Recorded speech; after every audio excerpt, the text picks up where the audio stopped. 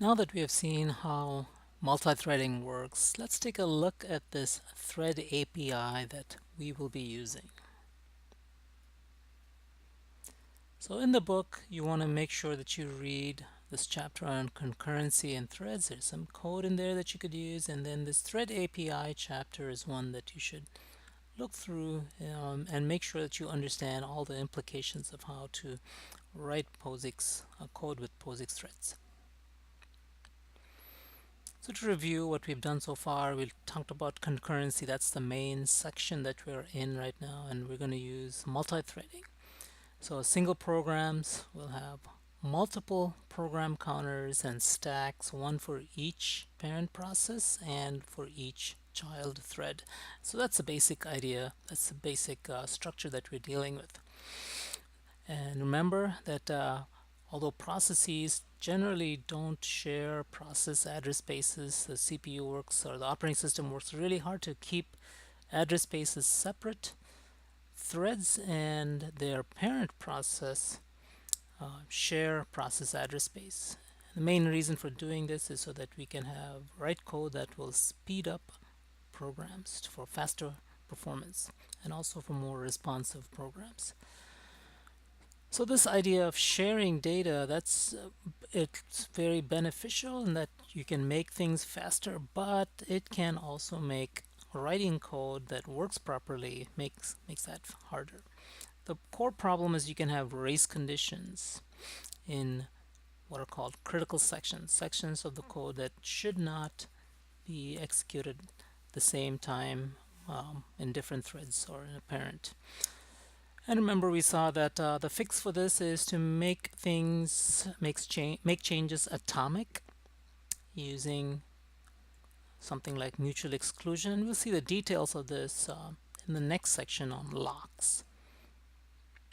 And so the idea is that a lot of things are fixed by multi-threading. You can speed up programs, but then they introduce complicated problems, and then turns out we can fix them, and the fixes will need support from the operating system.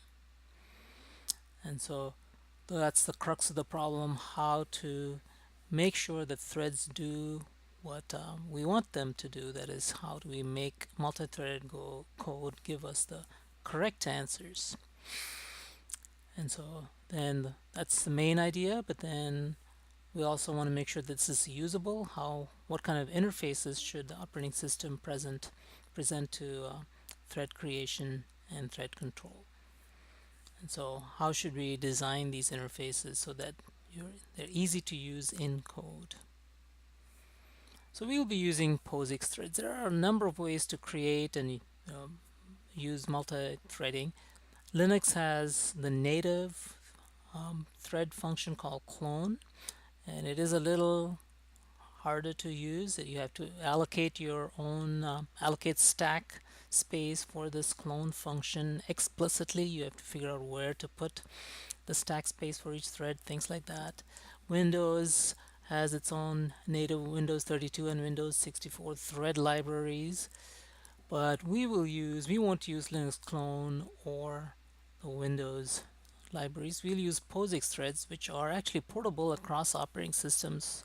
So if you develop code using C programs using POSIX threads, you can you can compile and execute them on Linux, Windows, Mac OS, and pretty much anything that the POSIX thread library is present on. So how do you use this POSIX library? How do you create threads in POSIX? So here are the basics. In a C program, you'll want to #include pthread.h. And then as soon as you do that, you should be able to call pthread create. Okay, and so we'll go over the arguments to the pthread create function, but this pthread create function takes care of setting up all the data structures, all the behind the scenes stuff like allocating stack space for your thread and keeping track of where it is. But then also it starts the thread. And so that's one thing that's different from Java, is that in Java, Java thread objects, you create the thread object and then at some later point in time after you create it, you can start it running. Pthreads are a little bit different. So as soon as you create it, it's up and running. So the main thing as far as programming it is the thread function. So this is a function pointer. And so usually what all you do is pass in the name of a function, and then pthread create will take care of running that function. It'll use its own stack space. All of that is taken care of. Okay. So let's say you do that. You create, you write a program that pound includes pthread. You create a thread. What else do you have to do? So you have to compile just as normal, I guess. GCC -o. It means you create a executable call prog from prog.c, and then you have to use the pthread library or POSIX thread library using the flag -pthread or -lpthread. L for library, but pthread is special in that you can just say -pthread.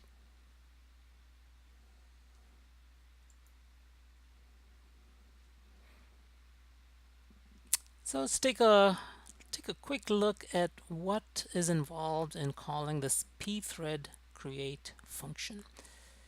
On the one hand, it's simple in that all 4 arguments are pointers, but then it's also complicated by the fact that they are pointers. And so it's a simple rule to keep in mind. If something goes wrong, pthread create is not compiling, or it's crashing when you run, and you detect that the crash occurs when you create a function, it's probably because you are having problems with these arguments. So it has 4 arguments and 4 parameters, and the arguments that you pass into pthread create had better be pointers. That's what it comes down to. So the first one is a pointer to a struct. You don't have to deal with that struct. It's just a way for you to keep track of which thing that you're running right now, so that when you do a join, you can join up with that same thread. So you don't have to do anything with the struct really. The second argument that you're going to pass in, you have even less to do. Most of the time we're going to use a null there, because all it is a struct pthread attribute t type, and so you can set up attributes for the thread, and we're just going to use default. And so if you pass in a null for this, that's pretty much takes care of everything, pretty much everything in this course that we will need to do.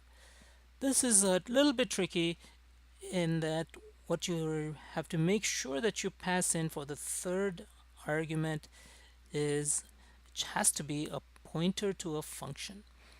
So if you just have a function somewhere in the same code, all you have to put in is the name of the function, and that is the name of the function ends up being a pointer to a function.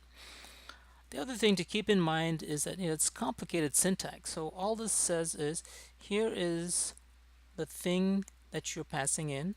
It should be a pointer, and then to make sure that this is like one thing, we say that it's going to be a pointer to a function that takes in a single parameter, but you don't pass it in right there.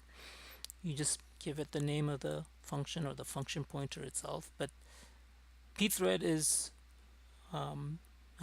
what it's saying is that when you pass in a function, it had better only take one parameter that's a pointer. So remember, void star just means untyped pointer. So remember that it's untyped pointer. You can pass in pointer to anything. Okay, so far what we said is this is the name of the function essentially, or function pointer. It's a pointer to something, and that something is a function. We know that because of this argument list, which has just one thing. And then at the very end, note that it returns a pointer. So it's a function that takes as an argument one pointer, returns another pointer. Okay, it is takes a little bit of getting used to. So it actually turns out to be simple when you look at some of the examples. It's a lot easier to understand once you see the examples. But then the main pitfall that people will have is to have the name of the function here and then immediately try to pass in the parameters. That you cannot do because it's just, you don't want to do it that way. It's not going to work. You pass in the name of the function here, and then whatever you want to pass in here, that's going to be the fourth thing that you pass into pthread create, not the function itself.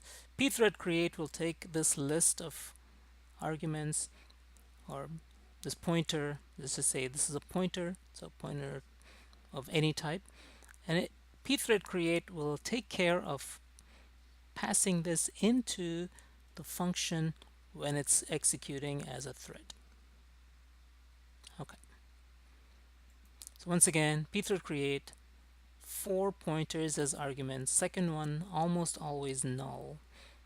Third one is the tricky one. You have to pass in pointer to a function, and then whatever that function takes as arguments, you can pass in as the fourth argument to pthread create, not the function itself.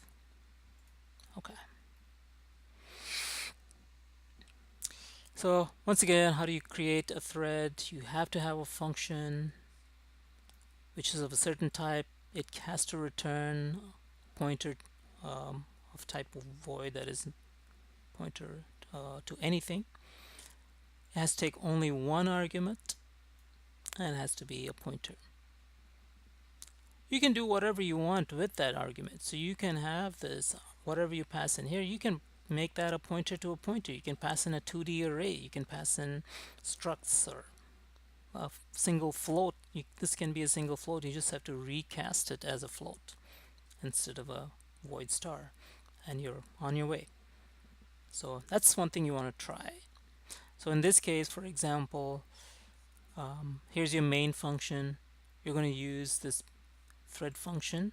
So we have to have this, we have to declare p to be of type pthread type, and then we pass in a pointer to that struct pthread t. So you have to use the ampersand in this case. Second argument is null, as we mentioned. Third is just the name of the function. That'll work. And then the fourth thing that you want to pass in this particular case, it turns out, is an int. So remember, my thread takes as an argument one pointer, but we have to figure out how to pass in an int. And so we say, well, we're going to pass in a pointer to x. X is a local variable on the stack in main, and so we're going to pass in a pointer to int, and then we say, well, it's typed in this function to be a pointer to void, so we have to recast it as a pointer to int, and then we dereference that pointer to get the int that arg is pointing to, that is whatever this argument is pointing to, which is just turns out to be x. So this is how you pass. If you have an int that you want to pass into a function using a thread, you have to pass in a pointer to that variable that you're trying to pass in, and inside that function you have to cast it once, dereference it, and then bang, you got the value of x, which is 0 in M, and then this should print out thread 0.